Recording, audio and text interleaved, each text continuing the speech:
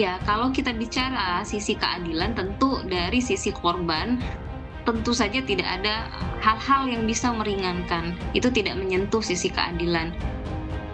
Itu tergantung hakim ya, hakim-hakim yang nanti tentukan. Tapi undang-undangnya tertutup. Kejaksaan Tinggi DKI Jakarta memastikan pelaku AG di kasus penganiayaan David Ozora akan menjalani sidang secara tertutup di Pengadilan Negeri Jakarta Selatan karena statusnya sebagai anak yang berkonflik dengan hukum. AG menjadi pelaku pertama yang berkasnya dilimpahkan untuk disidangkan. Peluang para pelaku penganiayaan David Ozora mendapat keringanan hukuman lewat upaya restoratif justice kian tertutup setelah ayah David menarik pemberian maaf. Kuasa hukum David, Melissa Anggraini, menyatakan tidak ada hal yang meringankan para pelaku, sehingga hukuman maksimal pantas untuk pelaku penganiayaan David Ozora. Ya, kalau kita bicara sisi keadilan tentu dari sisi korban, tentu saja tidak ada hal-hal yang bisa meringankan, itu tidak menyentuh sisi keadilan. Kemudian kepada keluarga, masyarakat luas juga, video yang tersebar itu kan sungguh-sungguh sangat, keji ya, sehingga saya rasa dari sisi keadilan kalau ini bisa memiliki unsur untuk meringankan, saya rasa itu keliru sekali, begitu. Dengan Jadi Dav kita yakin tidak ada unsur-unsur yang mampu meringankan pelaku ini, baik dari Andai kata maaf dari ayah David tak ditarik, menurut Guru Besar Fakultas Hukum Universitas Jenderal Sudirman, Hipnu Nugroho, upaya restoratif justice belum tentu dikabulkan. Hukuman yang diberikan kepada para terdakwa pun jangan sampai ringan, terkecuali AG yang tergolong anak yang berkonflik dengan hukum. Ya, kalau kembali Mario Dendi dan Sam itu adalah tindak pidana biasa, Mbak, peradilan biasa. Sehingga ini harus memberikan suatu aspek deteren. Oleh karena itu ya pidananya maksimal. Maksimal seperti yang diancamkan dalam pasal 355, 15 tahun. Gitu, Mbak. Ini harus diperhatikan. Sehingga jangan sampai ke depan anak-anak yang baru lepas anak itu melakukan kejahatan yang semau gue. Aspek pidana sebagai aspek deteren untuk para calon-calon tersangka yang melakukan penganiayaan berat seperti ini. Jadi jangan sampai ringan, kecuali AG lah. AG memang separuh dari ancamannya karena masih anak. Itu yang harus dibedakan konsep anak dan konsep bukan anak. Memasuki hari ke-33, David Ozora masih dirawat di ICU rumah sakit. Melihat kondisi David, keluarga pun berharap pelaku penganiayaan harus mendapat hukuman seadil-adilnya. Tim Liputan Kompas TV.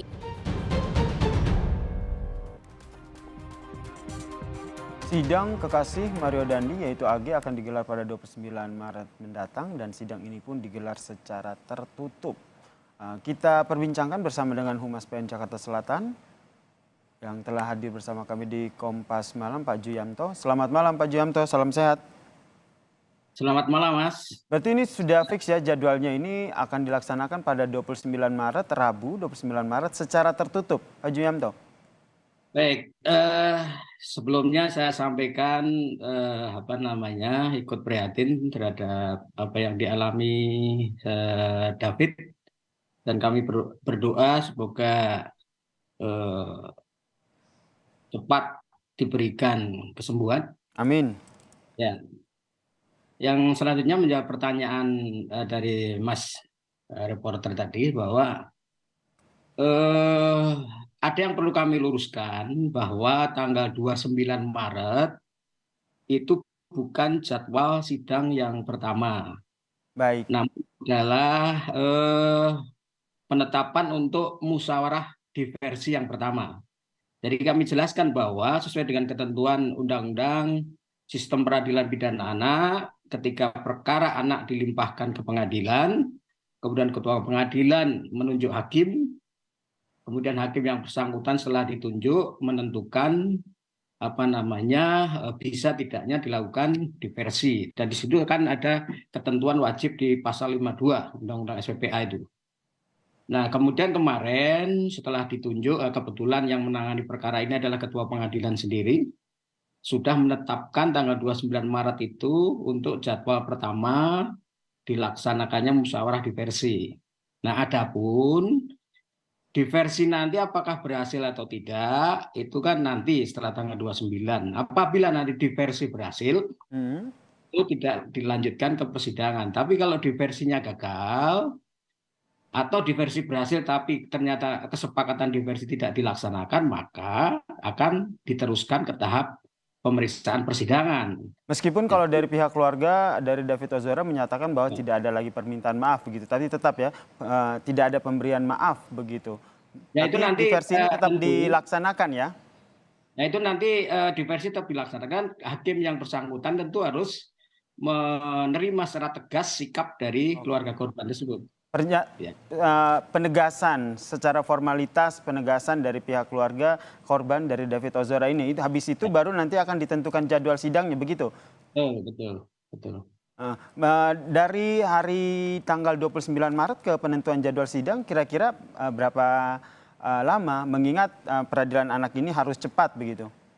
Nah, itu nanti ketua pengadilan yang memeriksa perkara ini dalam konteks sebagai hakim tunggal tentu akan menentukan sikap sesuai dengan ketentuan Undang-Undang SPPA, Mas. Baik, berarti kita masih menunggu ya setelah tanggal 29 Maret ini ya Pak Juyamto ya. Kemudian kalau keluarga kan di satu sisi ingin bahwa proses hukum ini terbuka dan adil. Nah, dengan jalannya terkait dengan tertutup, apakah ini bisa menjamin harapan keluarga ini? Baik. Perlu kami sampaikan bahwa mengenai sidang tertutup untuk umum untuk terdakwa atau anak yang berkonflik dengan hukum, itu jelas ketentuannya adalah dilakukan secara tertutup untuk umum. Kami ingatkan bahwa kita sebagai negara telah meratifikasi konvensi hak-hak anak, Covenant on the Right of the Child itu kan, dengan melalui Kepres tahun 90. Artinya setelah itu kemudian kita harus menghormati memberikan perlindungan khusus terhadap anak-anak yang berhadapan hukum dalam konteks sistem peradilan pidana. Karena di sana ada kepentingan masa depan, kelangsungan hidup, dan tumbuh kembang anak. Dan itu kemudian di dalam Undang-Undang SPPA kan ada 11 azas yang melatar belakangi bagaimana anak-anak itu ketika berhadapan dengan hukum, ada 11 azas. Di antaranya juga diterjemahkan selanjutnya menjadi dasar hukum pasal 54 yang mewajibkan hakim memeriksa perkara anak itu dengan sidang tertutup umum. Dan kita ingat jauh sebelum kita meratifikasi hukum acara pidana kita, Undang-Undang 0881 di pasal 153 ayat 3 KUHP, itu di sana juga sudah kita tegaskan perlindungan terhadap anak-anak ini, bahwa sidang kan pada umumnya dilakukan secara terbuka, kecuali untuk tindak pidana kesusilaan dan terdakwanya anak-anak. Berarti memang Pak Juyamto, itu berarti nanti teknisnya itu seperti apa dalam sidang tertutup ini? Siapa saja yang boleh hadir, kemudian pada saat penyajikan nanti? Ya, saya tambahin sedikit, Mas. Selain pasal 54, sebenarnya kan pasal 153 ayat 3 KUHP tadi, kemudian pasal 3 huruf H Undang-Undang Sistem Peradilan Pidana Anak, kemudian pasal 17 ayat 1 Undang-Undang Perlindungan Anak, kemudian pasal 64 butir H untuk pasal 59 ayat 2 huruf B Undang-Undang Perlindungan Anak tahun nomor 35 tahun 2014. Di sana jelas itu bagaimana sidang untuk perkara tindak pidana anak harus dilakukan secara tertutup. Baik, berarti nanti teknisnya seperti apa?